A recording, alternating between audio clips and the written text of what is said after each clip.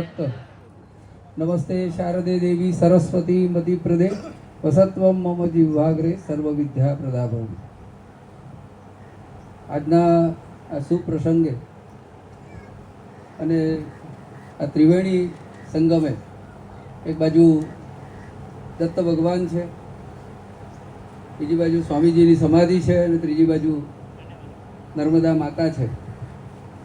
આ જગ્યા બાપજીએ લખેલું છે કે પૃથ્વી ઉપરનું વૈકુંઠ છે ગરુડેશ્વર, અને એ જગ્યા ઉપર આજે ખૂબ જ આનંદ અને ઉલ્લાસથી અને શ્રદ્ધાપૂર્વક આજનો આ પ્રસંગ એ યાદગાર પ્રસંગ થઈ જશે ગરુડેશ્વર માટે. ખાસ કારણ એનું એ છે કે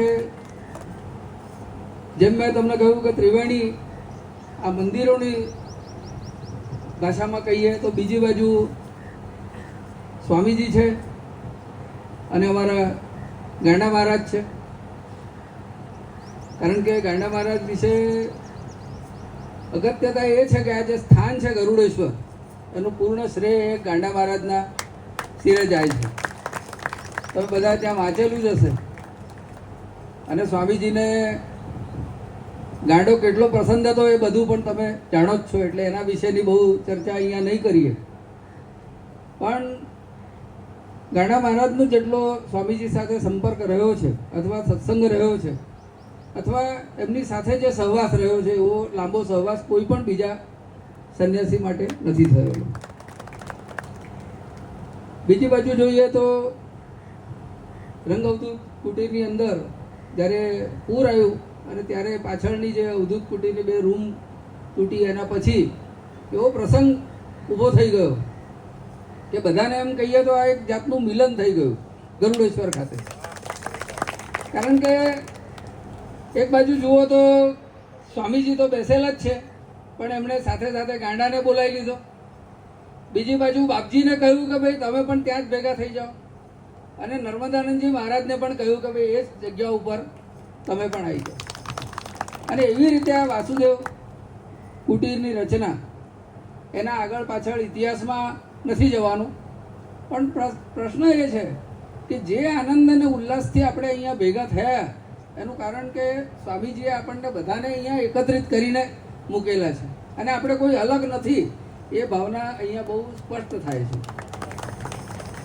પછી તમે સ્વામીજીને એમના જે ઉપચાર છે અલગ હોય કે નારેશ્વર બાપજીની અંદર જે એક્ટિવિટી થતી હોય કે ગુંજની અંદર થતી હોય, અને તમે જોશો કે સ્વામીજીની રચના પહેલાંથી જ ગાંડા મહારાજ પ્રત્યેનો જે એમનો પ્રેમ હતો, તમે જો પુસ્તકો વાંચો એની અંદર લખેલું છે કે દ્વારકામાં પણ એમને કેવી રીતે બોલાયા, અને એમનો જે સહવાસ રહેલો છે, એમના માટેનો જે પ્રેમ છે એ દરેક વસ્તુની અંદર તમને દેખાશે કે ગાંડા મહારાજને એટલા અતિશય એ નજીકના હતા કે છેલ્લા ઘડીએ સુધી અત્યારે જ વાસંતીબેને જેમ કહ્યું કે અહીંયા હતા તેમ છતાં એમને કહી દીધું કે ભાઈ તમે આ રીતે જે અહીંના છે ગુજરાતના, પણ એમને ગુંજ સંસ્થાન આપેલું છે. અને અત્યારે પણ તમે જોશો કે ગુંજ સંસ્થાનમાં આટલું સારી રીતે બહુ એનું સંચાલન થઈ રહેલું છે. આજનો આ પ્રસંગ એવો છે કે આખો ગામમાં તમે જોશો કે જ્યારે નિલેશભાઈ નક્કી કરવા આવ્યા અને આ બધું આયોજન કરવાનું હતું કે 1000-1200 માણસો અમારા આવી રીતે ધૂન માટે આવશે. આજના પ્રસંગે એવું છે કે બાજુમાં અહીંયા પૂરથી જે નર્મદેશ્વર મહાદેવ મંદિર હતું એ તણાઈ ગયેલું, અને 2020ની અંદર 2017-9-23ની અંદર જે પૂર આવ્યું એની અંદર પણ આખું મંદિર ધ્વસ્ત થયું. પણ એ મંદિરની રચના કરી, બધી મૂર્તિઓ નવી લાવી, એની પ્રાણ પ્રતિષ્ઠા, અને એનો પણ પ્રસંગ બરાબર 2 તારીખે માર્ચની 2 તારીખે જ થયો. આજે આપણે ધૂન માટે પણ બધા અહીંયા જ ભેગા થયા, અને એ પ્રસંગે સ્વામીજી અને ગાંડા મહારાજને અને બાપજીને અને નર્મદાનંદજી મહારાજને બધાને એકત્રિત કરીને અહીંયા બોલાવી લીધા કે ભાઈ આ પ્રસંગ આપણે આવી રીતે બધા મળીને જ સારી રીતે કરવાનો. અને એટલા માટે આજનો દિવસ બહુ આનંદનો છે. નિલેશભાઈ એ પણ બહુ એમના સહયોગી અજયભાઈ અને બધા જે મયુરભાઈ, બધા જેટલા પણ સહયોગી છે, ઉછાલી સંસ્થાનના દત્ત મંદિરના. એમણે ખૂબ જ મહેનત કરેલી છે અને એનાથી આ કાર્યક્રમ સફળ થયો છે. આજે યોગેશભાઈ પણ આવ્યા છે, વાસંતીબેન પણ આવ્યા છે. અમારા માટે બહુ આનંદની વાત છે કે નારેશ્વરથી પણ બાપજીએ બધાને અહીંયા મોકલેલા છે. અને એવી રીતે આ પ્રસંગ એ યાદગાર પ્રસંગ રહેશે. અને અવારનવાર આવી રીતે ગરુડેશ્વર દત્ત સંસ્થાનમાં તમે આવો. નર્મદાનો કિનારો છે. દરેકને અમે ખૂબ પ્રેમપૂર્વક અને હૃદયપૂર્વક બધાને આમંત્રણ આપીએ છીએ.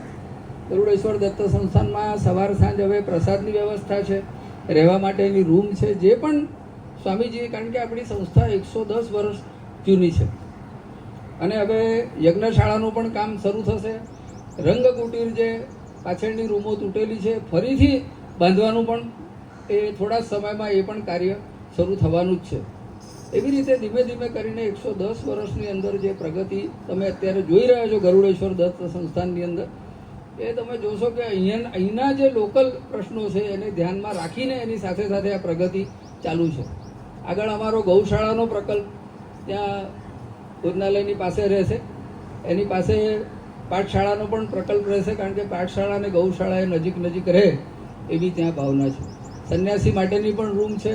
અહીંયા વાસુદેવ કુટીરની અંદર પણ અમે એવું જાહેર કરેલું છે કે કોઈ લોકોને માટે રહેવા એટલે કૌટુંબિક યુઝ ના થાય અને સંન્યાસીઓ માટે, ખાસ સાધુ માટે, સંતો માટે જ એનો ઉપયોગ થાય એવી અમે ત્યાં એનું આયોજન કરેલું છે. એટલે જ્યારથી પણ અમને અહીંયા સંસ્થાને આ સમર્પિત કર્યું છે ત્યારથી અમે કોઈ પણ માણસને એને રહેવા માટે કે એનું માનધન લઈને કે એનો કોઈ પૈસા લઈને કે કશું જ કરેલું નથી.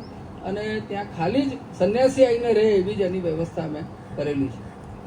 તો આવી રીતે આજનો કાર્યક્રમ એ બહુ સારી રીતે થયો અને ફરી આવી રીતે કાર્યક્રમ રહે એવી હું અહીંયા એવી આશા રાખીશ અને બધાનો આભાર માનું છું. સંસ્થામાં તમે વારે ઘડીએ અહીંયા આવો અને ગરુડેશ્વર દત્ત સંસ્થાનમાં આવા કાર્યક્રમો થતા રહે એવી મારી આશા છે. અવધૂત ચિંતન શ્રી ગુરુદેવ દત્ત.